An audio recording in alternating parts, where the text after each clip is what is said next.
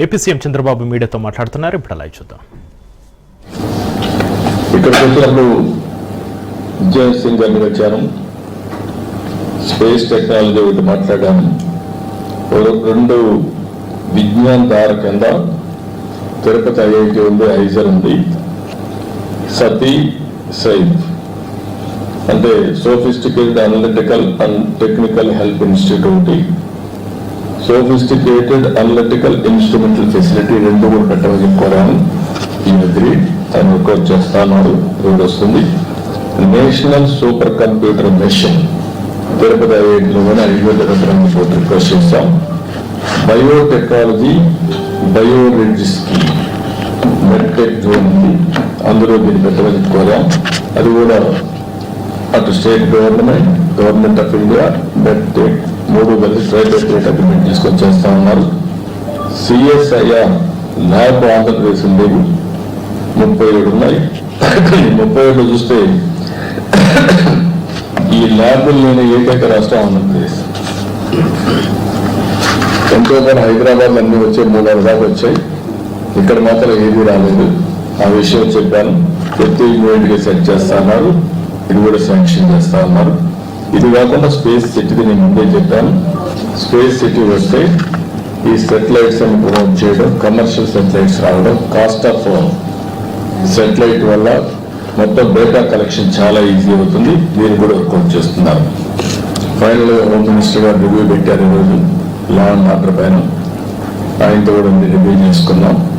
Review చేసిన తర్వాత home minister గారు నేను గడిచినటువంటి టెక్నాలజీ, న్యూ క్రిమినల్ లా ఇవన్నీ రివ్యూ చేస్తున్నారు. Part of his ministry. ఇప్పటికీ ఒక 24 రాష్ట్రాలని రివ్యూ చేశారు. ఈరోజు మనం కూడా అయింది. దానికి కొన్ని సూచనలు ఇచ్చారు, అవన్నీ చేస్తున్నాం. అదే సమయంలో పర్సనల్గా కలిసి అమరావతి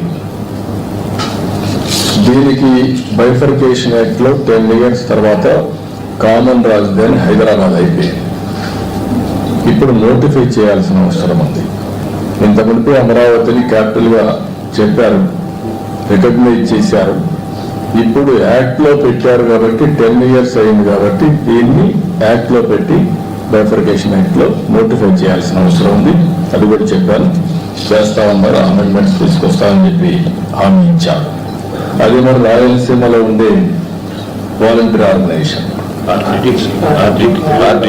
ఆర్డిటి, ఆ విషయం కూడా మన హోమ్ మినిస్టర్ గారి దృష్టి తీసుకొచ్చాను. ఎందుకంటే one of the best servicing organisation అది. ఎప్పటి నుంచో అక్కడ హెల్త్, ఎడ్యుకేషన్, రాయలసీమ డెవలప్మెంట్ కోసం ఎన్నో కృషి చేశారు.